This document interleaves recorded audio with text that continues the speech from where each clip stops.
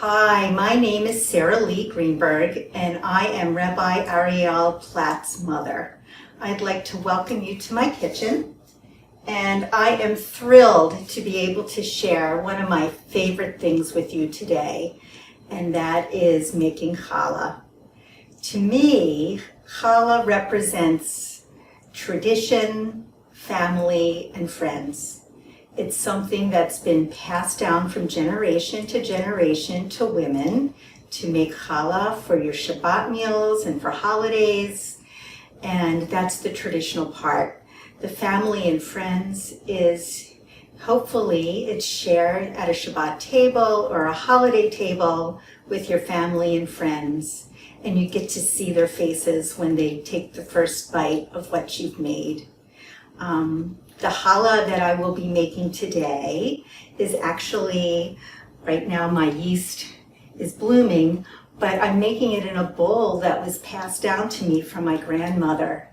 And whenever I cook something in this bowl, it always turns out delicious because I feel like I have her next to me, and it embodies the whole concept of Lador.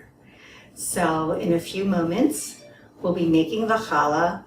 And I hope it starts a tradition for you and for your families. And just take a minute and watch their faces as they take their first bite.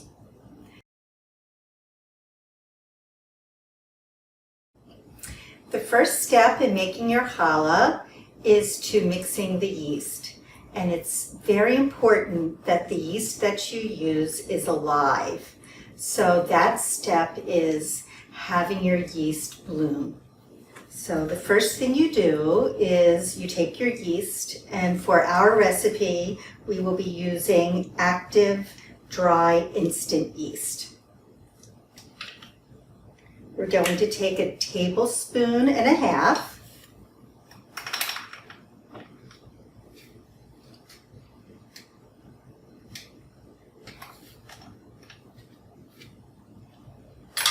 So a tablespoon and a half of yeast, 1 2/3 cups of water, and it's important to make sure that your water is warm or lukewarm. If it's cold, the yeast will not bloom and the dough will not rise, and if the water is too hot, it kills the yeast also. So make sure it's a warm water or lukewarm. So it's 1 2/3 cup of lukewarm water. And the next thing we add is the sugar, and we're adding a 1/2 cup of sugar.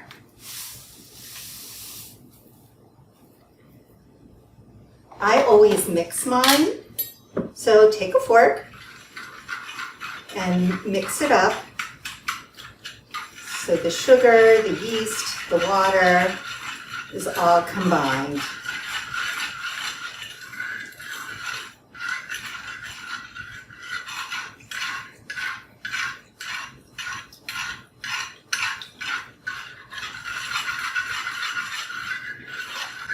Then the next step is to cover your yeast mixture. You're going to try to let it bloom now for about 5 to 10 minutes. And what you'll see if the yeast is alive is it becomes foamy.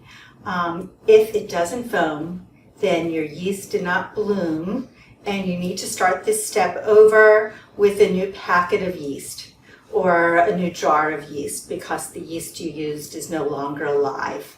Most yeast has an expiration date, and once your jar is opened, it needs to be refrigerated to stay alive.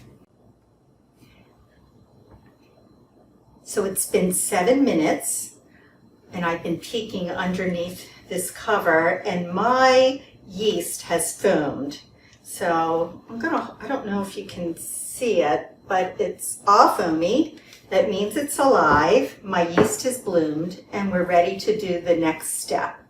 So if you have the recipe, everything gets put into the blooming yeast in the order that is listed. So the next thing on our list is 2 tablespoons of honey, and I've already pre-measured it to make it a little bit easier. So here's 2 tablespoons of honey.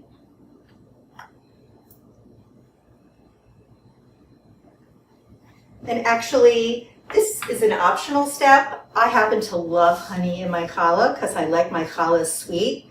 But if you don't like your challah as sweet, you don't need to add the honey. The next step is 5.5 to 6 cups of flour.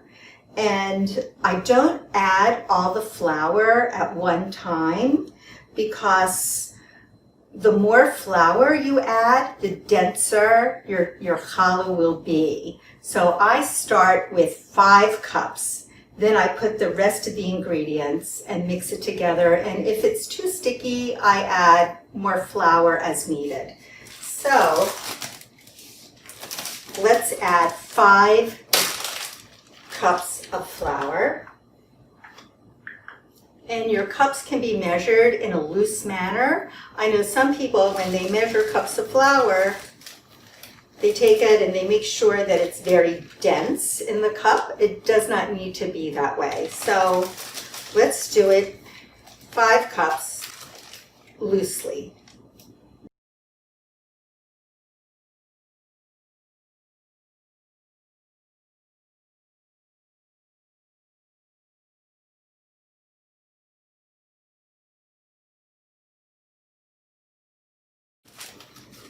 And 5.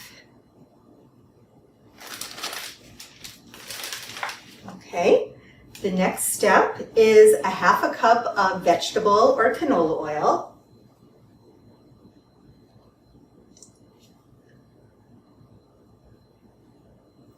One large egg. And I always break mine and pre-mix it before I mix it in to make sure that the egg does not have any blood spots.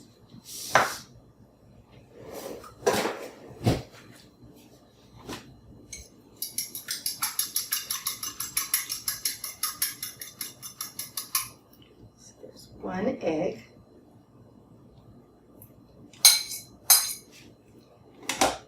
And 2 teaspoons of salt.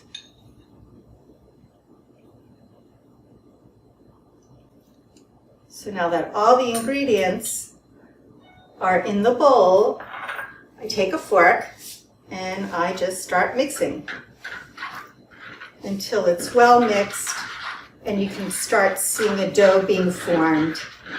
If it's sticky, just add more flour and then mix with our hands.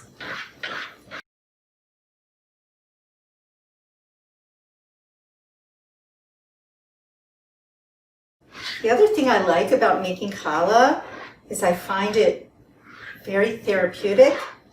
You really can't rush any of these steps. It all takes time.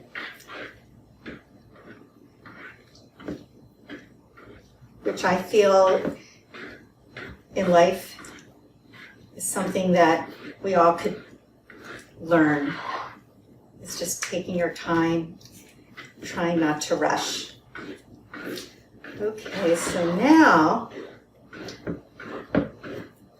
my challah dough is well mixed and it is very sticky. So I am going to add more flour. And when I add the flour, I add it to the sides of the bowl and not on top of the dough.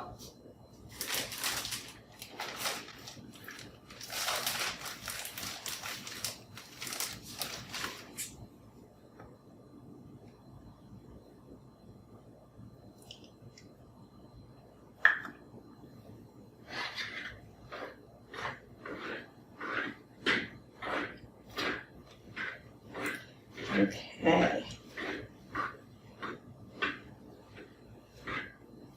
It needed that extra flour. So now at this point, I'm going to use my hands and not the fork, so I can actually feel the dough. And this is what my dough looks like. It's very sticky, but I still have a lot of flour left in my bowl. So I'm just gonna mix that extra flour in.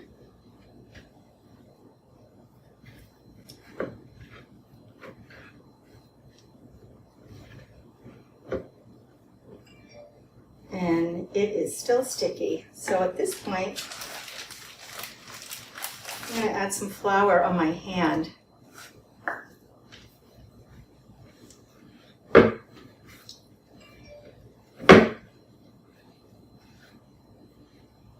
Now remember, the less flour, the better,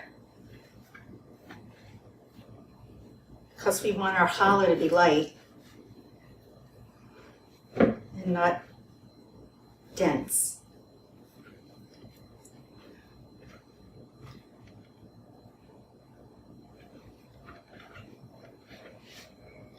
Okay, so at this point, I think it's almost ready to knead.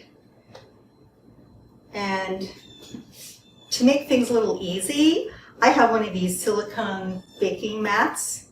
It just keeps things a little bit cleaner. So I'm going to move my recipe, take out my challah, move my Bubby's bowl, and put some more flour on my hand. And I'm going to knead this for 3 to 4 minutes. And when you knead, take the dough, feel the dough. Don't be scared of it. Can't hurt it. I push it forward, I roll it back. Push it forward, I roll it back. Push it forward, roll it back. And feel it. Be present when you're making it. Don't be scared of this. Sometimes I find this so relaxing that I even close my eyes because I like the feel of the dough.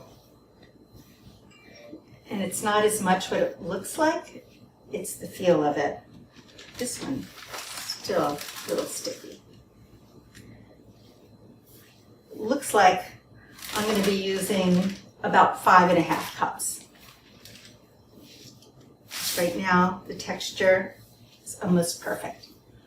So I'm going to be kneading this for 3 to 4 minutes until I get a smooth ball of dough. So now that I've got my dough, the texture that I want it to be, it's soft, it's a little bit sticky, not too dry. I'm going to put it in a clean bowl that I've poured some oil in.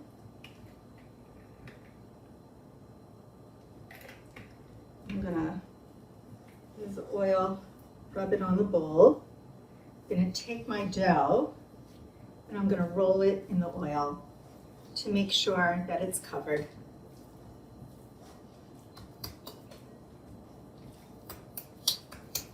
Okay. So now the dough is ready to cover.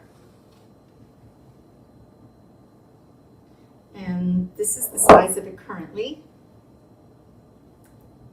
Take note of how large your challah is, how large the challah dough is, because once you cover it, we're going to let it rise for about an hour before it's ready to divide and to braid. But you want the dough to double in size. So depending on the temperature and the time of year, it might take less time or it might take more time.